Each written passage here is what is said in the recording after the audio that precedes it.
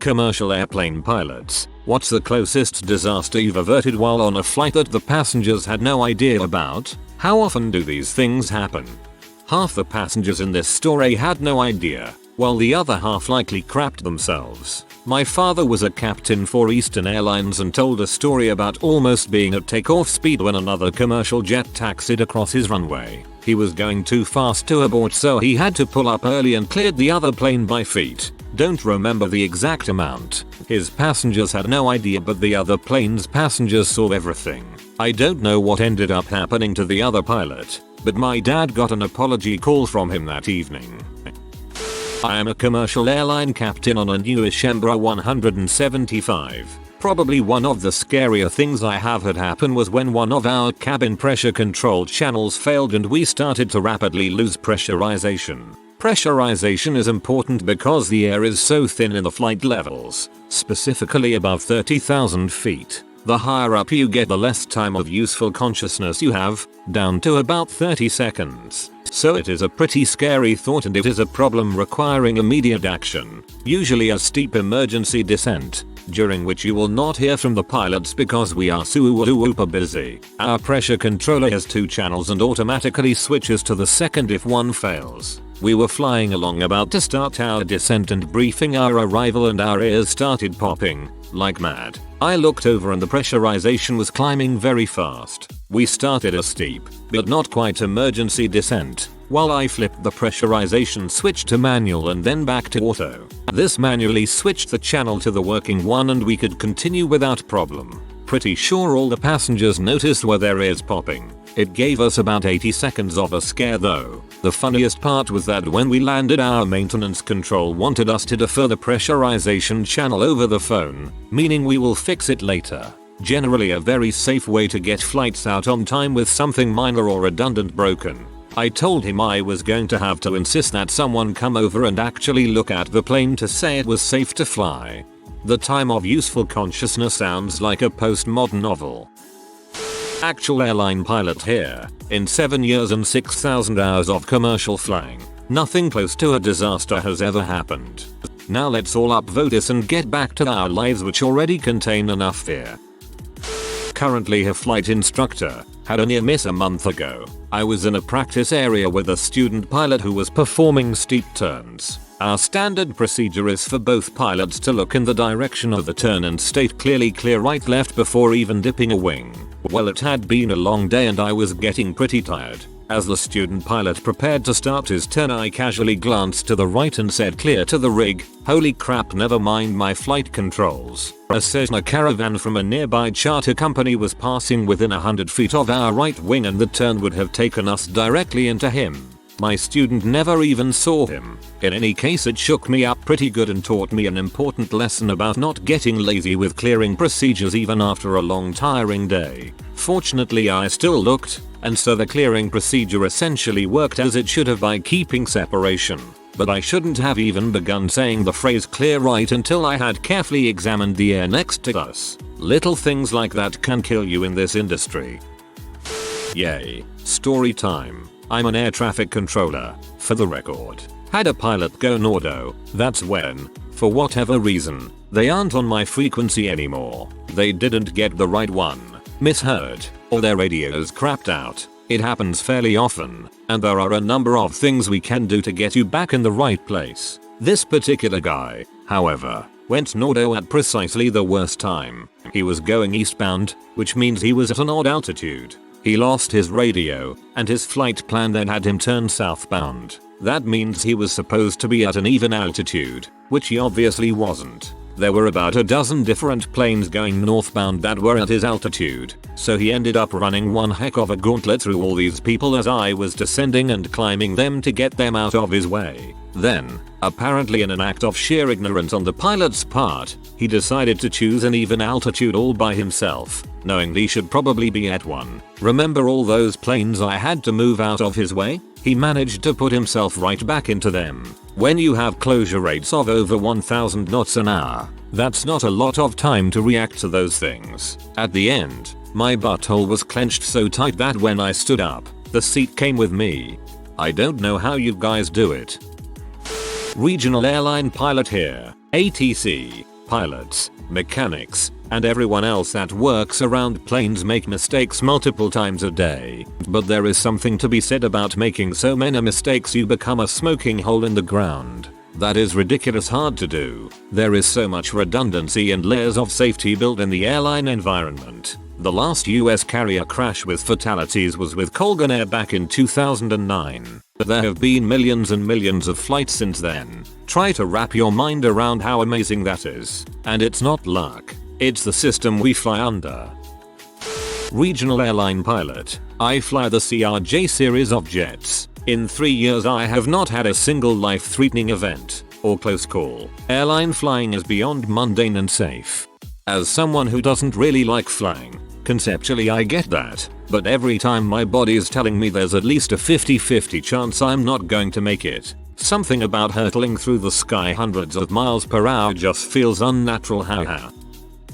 This doesn't entirely fit the ARP's description as I was still a student pilot at the time and only my instructor and myself were on board. But, while I was doing a random session of instrument training I had my blinder down. For those of you wondering, this literally means I cannot see out the windows and can only see down to my instrument panel. My instructor is giving me instructions, and I am to only rely on the instruments, which also means that he was my only eyes. So, if for any reason he saw something he didn't like, he'd say, "My plane and take control." Well, we're flying along, and he's having me perform various maneuvers with the blinders down to teach me about trusting instruments. At one point, my blinder goggles slip down my nose a smidge, and I catch a quick glance out the side window. About 40 feet off of my wing was a skydiver with parachute open. I immediately whip my goggles off and scream skydivers, and my instructor had no idea. He was my only eyes during my maneuvers, and he had me fly right into the path of skydivers without knowing it. There was a small grass strip nearby that sometimes had skydiving flights in the late summer. Thankfully he quickly yanked the uke and flew us out of the immediate area, but it still scared me shitless. Needless to say he was mortified afterward and kept telling me it was an accident and he seriously didn't see them. I very well could have killed someone without even knowing it. Gives me the shudders every time I think about it. My friend was a co-pilot on a commercial flight I was on from Toronto to Los Angeles, and it was the scariest flight I have been on, and getting the co-pilot's perspective after the flight made it even scarier. The flight went very smoothly until we were making the descent into Los Angeles Airport LAX just after 10 p.m. I was looking out the window and it seemed as if we were 20 meters from touching the runway when all the lights began to flicker and the plane went into complete darkness. Immediately, you could feel and hear the engines thunder into overdrive and we pulled back up. Plane continued rising and we began to circle the air in complete darkness as everyone begins to share concerns. The flight kept circling for about 20 minutes before the pilot came on explaining they were having some technical problems and they are discussing with the ATC to resolve the issue and make a safe landing. The circling in the air continued for nearly an hour, but it seemed like an eternity in pitch black. Lights never came on, and we were notified we were going to make an attempt to land. People say this all the time, but I can assure you, this was one scary descent. The bumpiest descent I have ever been part of. We were constantly being lifted from our seats. The seatbelt light really had merit this time. People were screaming each time and I was actually holding onto the armrests and we kept defying gravity and swaying left and right. When we saw the lights on the runway inch closer, the plane slammed onto the runway and we once again heard the engines roaring as we slowed down on the runway. As we came to a stop, the plane just stayed there and waited on the runway for a tow to the docking area. You could feel the relief within the cabin. If everyone was sitting on toilets, I can assure you, each one would need a flush. After we arrived, I met with the co-pilot a few hours later, as we had planned to meet for a day before he had to fly out of town. He explained they lost electrical power and had lost several forms of communication and flight information was not available to the pilots. Ultimately, the pilots had to land the plane manually with nearly no assistance or outside help. Considering it was nighttime, poor visibility and limited flight information available, this made for a very crappy landing. He admitted as well it was the scariest flight he has been on. Tops my list of moments I thought I was dead. I fly an older Dash 8. We have lots of little problems. Sometimes the nav system blanks out, minor electrical issues, I fly in an area with non-precision aisles. Sometimes we only fly VFR approaches. I was landing on a small dirt stripe on Baffin Island when a crosswind pushed the aircraft off the approach and we had just enough power to go around. If the plane was a little heavier, I may not be here to tell the story. It was during training. Specifically, at the end of a training session, and my instructor and I were returning to the airport. Tower, this is Zulu Kilo Mike 1600 featuring above X requesting a full stop. ZKM.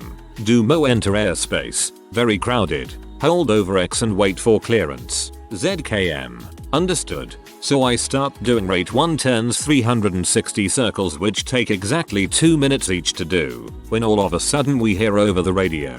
Tower, this is Delta Delta Kilo 1600 featuring above X. Incoming for a full stop. DDK. You may proceed. Forgetting the WTF. Hey, I was here first buddy. I check my instruments and have a thought of hey, they are at the same place and same altitude as I am. Crap. Keep in mind, I am turning in circles and can't see exactly in the direction I am going. What do? Straighten out to have less variability and hope the other plane wasn't expecting you to keep turning. Or, keep turning. No visual on where you are turning to and hope the other plane sees and expects you to keep turning. I opted to keep turning because that's what we were initially doing and didn't want to surprise the other plane. Just as that decision is made, I spot the other plane on my empennage. Tail section.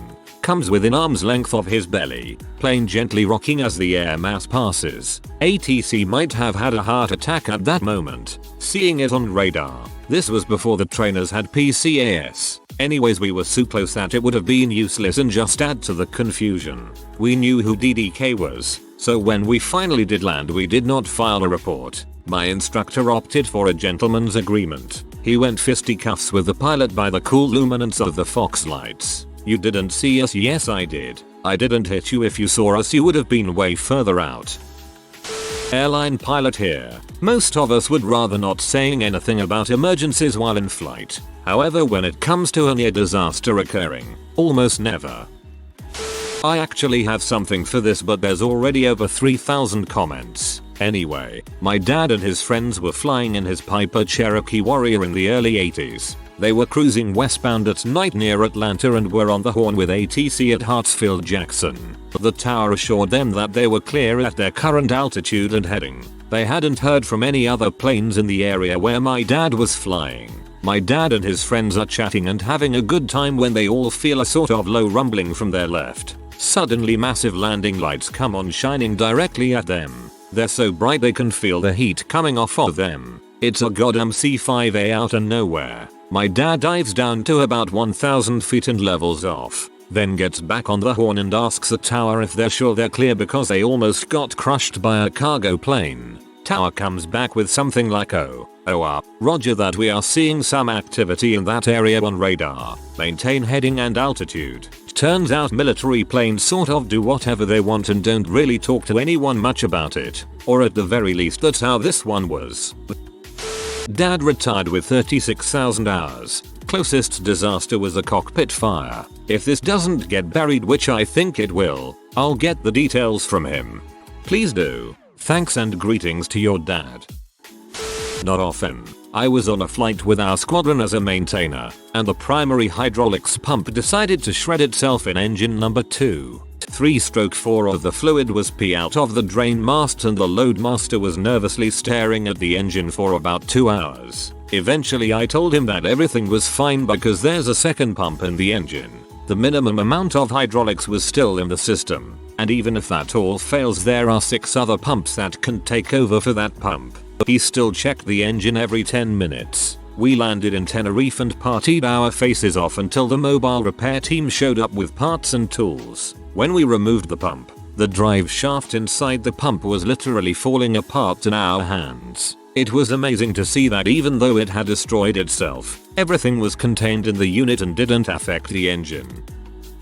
I'm going to do the typical not a pilot but my dad is a pilot and has had some interesting ones. The worst was when he was taking off, or maybe landing, I don't remember too well, from Manchester in a Dan Air charter jet. This was in the days before TCAS was fully implemented. There was a trainee air traffic controller on duty. Whatever caused him to do it I'm not sure, but he had accidentally sent my dad's plane and a British Midlands jet in a straight course for each other. He got the message on the radio saying descend immediately, and as they did so the British Midlands jet passed over them, filling up the entire windscreen. I don't think any of the passengers ever really knew what happened at the time due to the fact it was at the front of the aircraft, but they very nearly collided. There are some other instances where he could nearly have died, but they don't really relate to the question. One of them however is that when he worked flying helicopters up in Aberdeen he was leaving the company and put in a request for extra hours in his last week to get some extra money before he left. However, when the roster came out he noticed his name wasn't there, and when he inquired it turns out they'd forgotten to put him on. Anyway, the next week one of the 2 helicopters they were operating had a gearbox failure and crashed into the hills. Both pilots and quite a few of the passengers died. If my dad had got his extra roster hours there would have been a 50% chance of him flying that helicopter. My padre's a wide-body pilot and commercial aviation is one of my favorite subjects to talk about. To be honest, flying is pretty dang safe. In the last 50 years we've fixed about every disastrous problem a plane can have. Really the only thing left to worry about is pilot error, which itself is mitigated by the endless redundancies in technology and warning systems in the cockpit. Well, Russian rebels shooting you down can also put a damper on things. Although if you want to see the carnage that got us to where we are today, search for the Air Crash Investigation series on YouTube. Really great and entertaining documentary series of plane crashes that changed the game. I really liked that film Charlie Victor Romeo. Super original and very interesting. Also kinda funny that mostly everyone's last words are anyway I went to oh crap frick crap explode.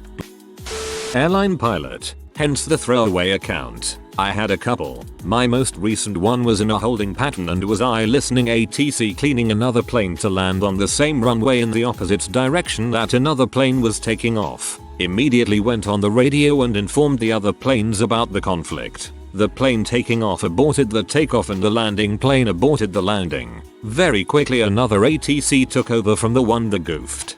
Pilot here. This seems hard to believe. If you're in a hole you're not talking to a tower controller.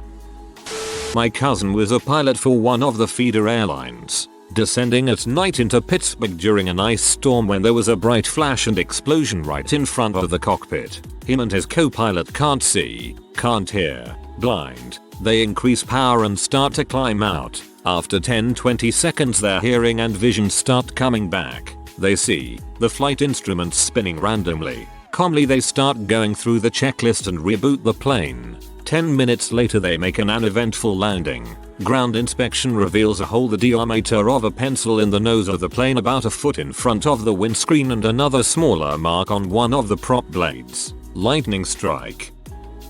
I went to an aeronautical university. The majority of students were either aerospace engineers or pilots. My boyfriend is an engineer and our good friend is a pilot. Pilot friend offered to fly the 3 of us to a large city an hour away. We flew in, ate some Waffle House, and started flying home. My boyfriend was in front, next to the pilot, and I was in the back. We were just coming over some large mountains when the ATC lets us know the winds are crazy strong down on the flight line. Our pilot hadn't been cleared to land, so we flew in circles until we started to run low on fuel. The pilot has one of his instructors on the radio, and they decide he can land, even though he doesn't have that qualification.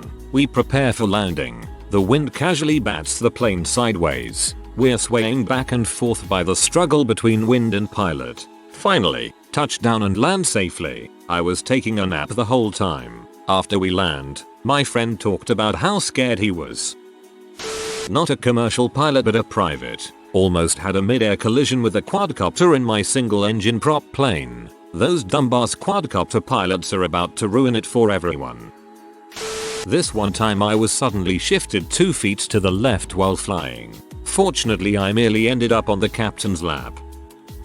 I personally witnessed what was very close to a commercial airline collision north of Austin. Not a pilot myself, though. I was at a driving range, hitting golf balls, just off of I-35 in the afternoon. There was a small prop plane pulling an advertising banner, roughly following along the north-south route of the highway, at the usual altitude, whatever that is. Then I notice a southwest plane, a 737, coming in from the west, towards the highway, perpendicular to it, obviously on the approach flight path to come in for a landing at a bar. It was happening really slowly, in my mind, but I was mentally tracing the directions of both planes, and it looked like they were going to cross each other's path at the exact wrong moment. I just stared. I may have said whoa, whoa, whoa, something. Then when the southwest plane had gotten really close, the prop plane starts rolling its wings side to side, oscillating really fast. It dropped maybe 50 feet. The planes passed each other, the southwest flight passing over the prop plane almost exactly in the same spot.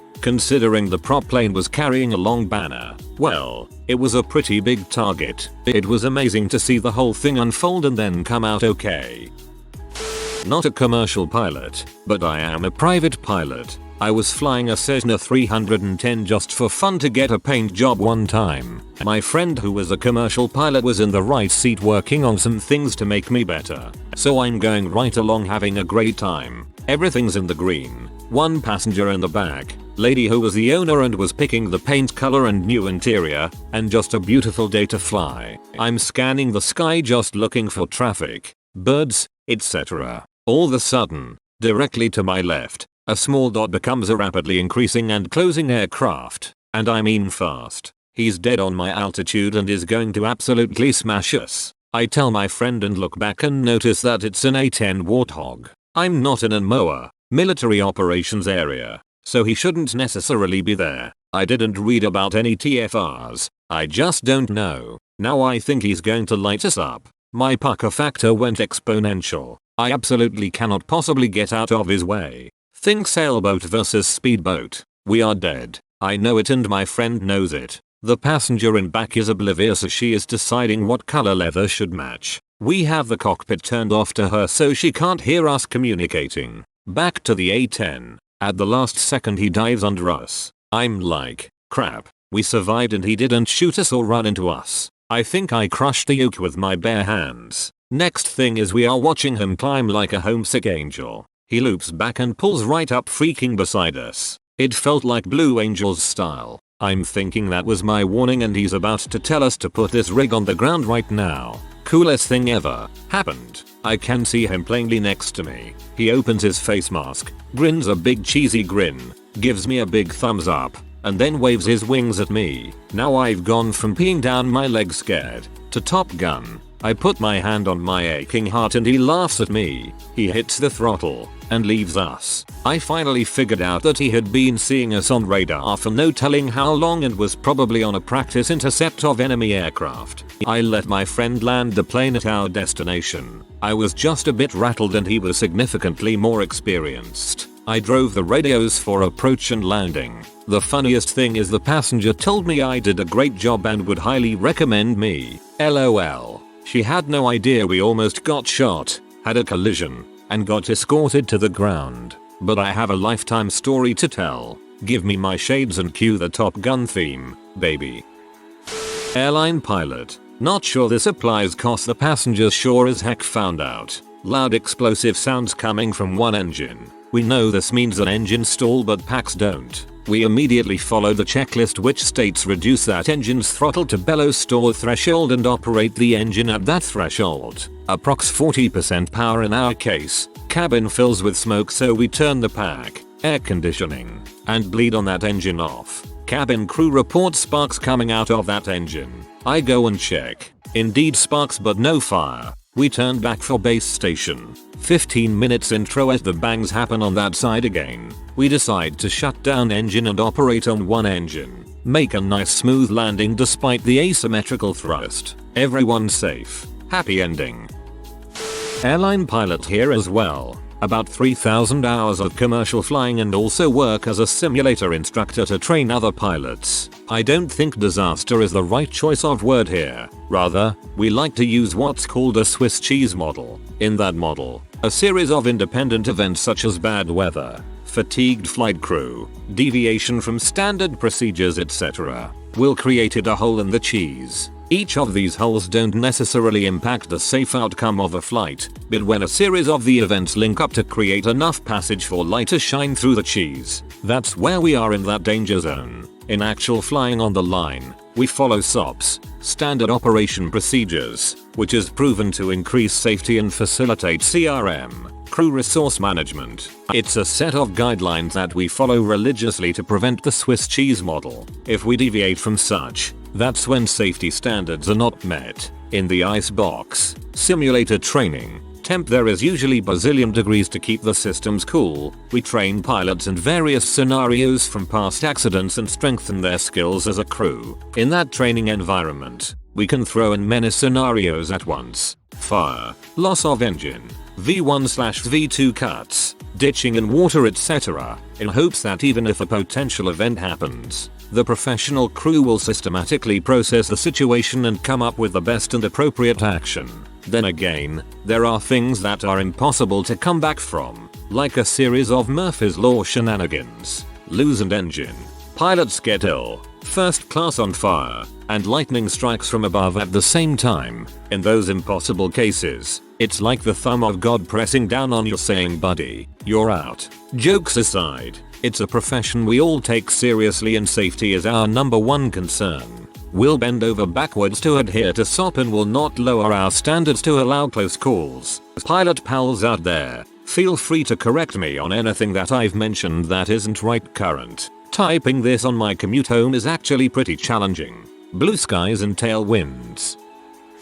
Pilot and AMP controller here. Was an instructor for foreign students for several years, and long story short, we were doing King Air training at night in some pretty hard IFR conditions with a few VIPs in the back. The way larger airplanes work, most checklists are challenge and response oriented, meaning that I say an item on the checklist, and dipshit is the one that actually does it. I felt pretty comfortable with this guy. Nice guy, decent English skills, and we'd flown together a few times before, so I wasn't double checking everything that he did. As we were coming in on the aisles approach, I called for approach flaps. Next thing I know, the glide slope goes haywire and my airspeed is deteriorating way faster than it should. We're relatively close to the ground and I'm trying to figure out what's going on, when I look over and see that dipshit put in full landing flaps, 40 degrees, and not approach flaps, 15 degrees, if I recall correctly. Instead of going missed approach like I probably should have, I got pretty aggressive with the airplane, pulled the flaps up, and recaptured the glide slope, which typically is a big no-no. Either way, we busted out of the clouds at 3,400 featuring and landed without incident. After blaming the rough ride on turbulence and seeing the VIPs to their car, I laid into dipshit and told him what he'd done. He's supposed to be scanning the instruments occasionally as backup.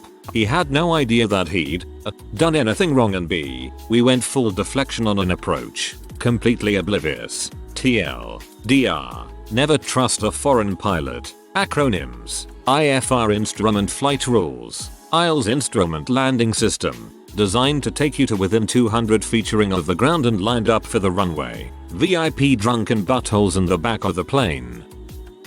I work in air traffic control in a sector specifically dedicated to aircraft emergencies. I can tell you aircraft emergencies happen very rarely. The most common we see is emergency diversions or emergency priority landings for very sick patients. Most incidents occur on small privately owned aircraft, which unfortunately happen far more often than commercial aircraft. I can also assure you, if you do become one of the unfortunate that are on an aircraft during an emergency, we are already arranging everything on the ground for every eventuality.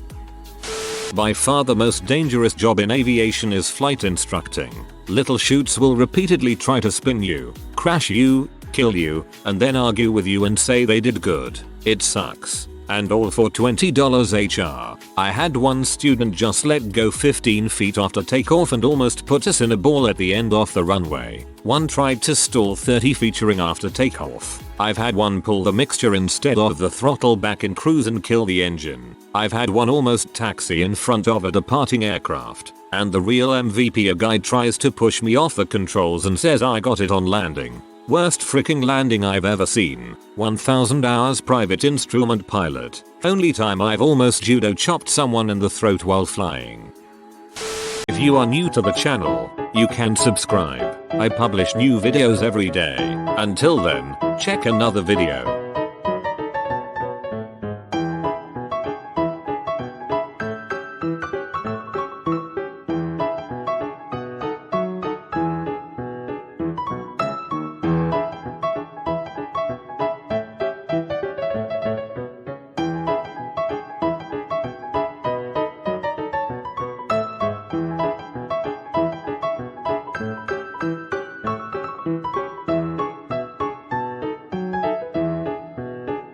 Bye for now.